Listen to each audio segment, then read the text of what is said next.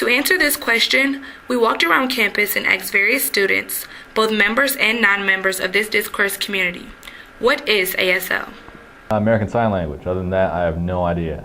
To me, ASL is not only a language, but it's also their culture and a form of their community. ASL. I don't really know what is that. ASL means sign language to me. ASL is American Sign Language. I think it's a way of communicating without using words, and it has a lot of culture behind it additionally for the deaf community.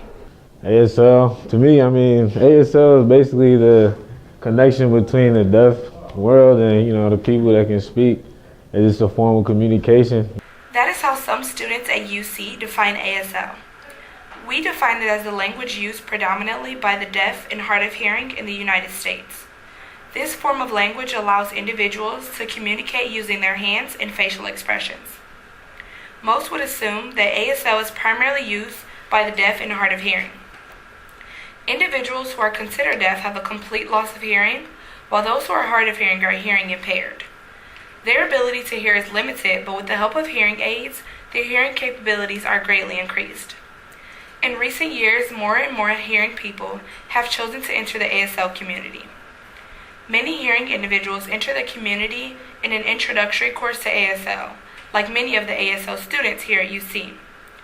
The ASL students here at UC practice many forms of communication amongst each other and with the ASL department, faculty, and staff.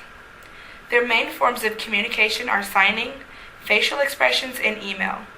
We interviewed an ASL student about how and why they entered this discourse community. I'm currently taking beginning ASL 2. I chose to take this class because I'm very interested in the deaf culture and how they act and react differently than hearing people. I also chose to take this because I took ASL 1 and I loved it, and now I'm just continuing it. Hopefully I can get my minor in it, certificate. Where do you go if you need help with ASL outside of the classroom? Outside of the classroom, you can go to the ASL lab. They have worksheets, they have workshops for things like finger spelling or even just learning about the deaf culture. And there's also kind of a TA there, and I'm pretty sure they're either deaf or they're fluent in the ASL language, so they can definitely help you out with anything that you need help with. What are your biggest challenges with ASL? My biggest challenge with ASL, I would say, is finger spelling. As a beginner, it's pretty hard to read what they're trying to spell because it's pretty fast. And sometimes, since they're fluent in ASL, they leave out a couple letters, so I'm too busy trying to actually see each and every letter instead of grabbing the whole big picture. Can you tell us your name and what your job description is? My name is Whitney. My last name is McKee. I work here at the UC ASL lab. And what do you do in the lab? I manage the lab along with my boss, and I also work here trying to make sure that ASL students get tutoring when needed or any help that they need. A new thing that we've done this semester is workshops. We try to get as much limited to 20 students, and we try to focus on things that maybe they are struggling with in their classes, so like classifiers, finger spelling, parameters, all sorts of different things that maybe they're struggling with. And then we're also here for tutoring, and at the end of the semester, the lab workers manage the students coming in and recording their final exams. What do you think is the most challenging aspect for ASL students who enter the lab?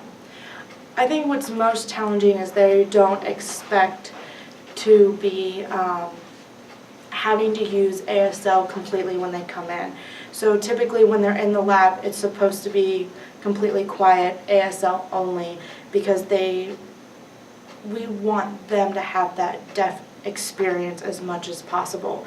So I think something that's really confusing for them and almost like a culture shock is them having to come in and sign to us because they have no idea what to do. If you were to turn your voice completely off, what is your biggest challenge in trying to communicate with beginner ASL students? My problem is that because I am an interpreting student myself, I will be graduating soon as an interpreter, and my challenge is not knowing what words they know and not knowing how much or how many vocabulary words they know and how I can help them. And you said that you're graduating, so do you have your deaf certificate currently? Yes, I have completed that 2 years ago or a year ago. And what was your biggest challenge communicating as an ASL student? My biggest challenge is receptive, is understanding the deaf person if I'm talking with them. So it's just, I feel that I can communicate with sign, but sometimes it's hard for me actually reading and understanding what they're saying. ASL Club is an extracurricular activity for ASL students. Students attend the club in the hopes of practicing and perfecting their signing. In this particular meeting, they are playing a game called Clay. The idea of the game is to create an object out of an imaginary ball of clay and pass it to another player. This exercise allows members to practice communication using only nonverbal cues.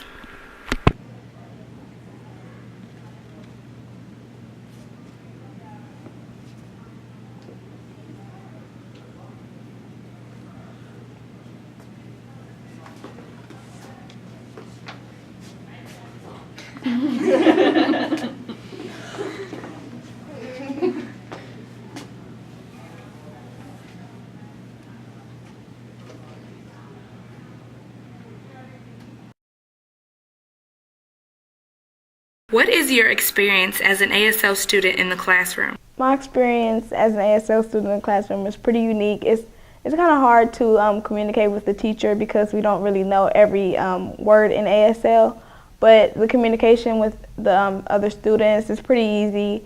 We aren't allowed to use our voices, which is pretty hard, but we make do and we understand each other and we communicate. What are tests like?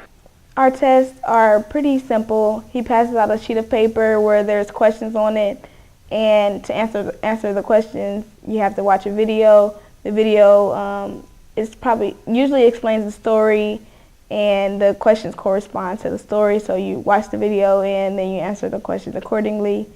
You get probably like 3 times to watch the video, then answer the question. What does your teacher expect of you in class? Our teacher expects us to participate in class, not to use our voices, and just to be interactive, because you have to really sign and keep working at it to really master the language. How do you complete ASL hours? What are the different ways to complete hours? You complete ASL hours by either going to lab or going to different deaf culture events. You have 8 hours to complete. You can go to movies, different workshops that are held in the lab, or Starbucks. Sometimes they have deaf culture events at Starbucks or other restaurants. What are deaf events like? These events are pretty interesting. It's like a whole bunch of ASL students there communicating and learning more about the deaf culture. I primarily spend most of my time in the lab, but I have been to an ASL movie. I actually watched The Black Sand, and it was pretty interesting. The movie was completely silent, but there was subtitles. It was kind of hard, like if you looked away or something, you kind of missed what was going on. But it was pretty cool. How do you document that you went to an ASL event? The way you document that you went to an ASL event, either like at the movie, you either sign in or you email your teacher saying that you actually went to the event, or in the lab, you give your name, your M number, and then your teacher's name, and then they just tell how many, and then that's how you sign in, and then you sign out, and they can tell you like how many hours you have or how many you have left. And after that, you have to reflect on what you did either in the lab or at the Deaf Culture Hour event. Facial expressions are extremely important in ASL. These non-manual signals help relay the message of manual signals, signing. Facial expressions can completely change the meaning of a word. If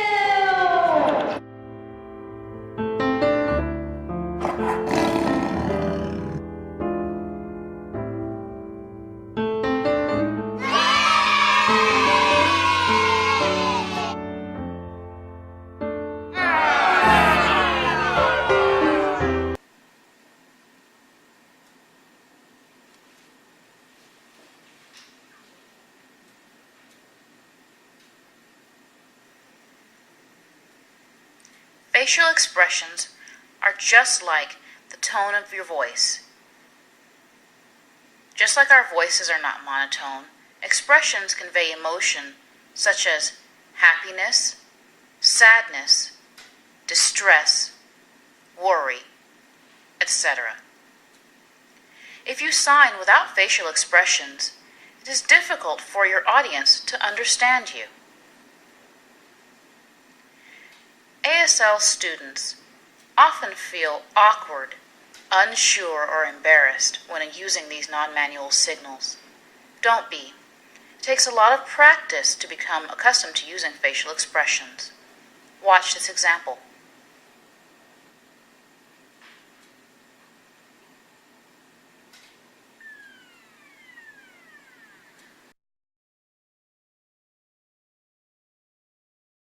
A primary source of communication with my teacher is through signing in the class, but since he doesn't have office hours, it's pretty much through email. Like if we have any special requests or need any help, we just contact him through email. Most of the teachers in the ASL department prefer to communicate with students outside of class via email.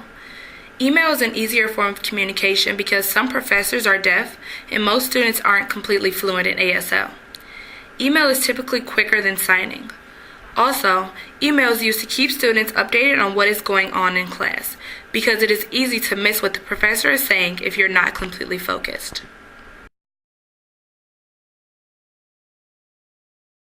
ASL to me is just another form of communication, just a way to be able to communicate with the deaf community, and it's helped me to learn a lot about the deaf community and deaf culture as well.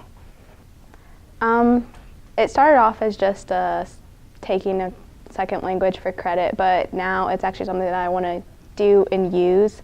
I didn't think of it so much as its own language and own culture before, but after taking the class, it definitely is, and I think that everyone would benefit from learning it.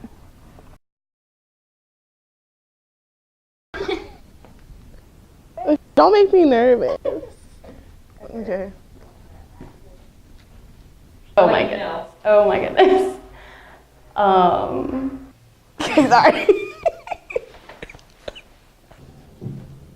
No, I know Jay though. You know that? And that's what my name start with, baby. I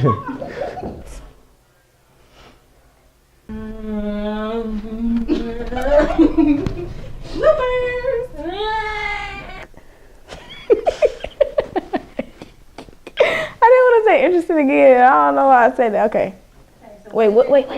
What is it? Where's it again?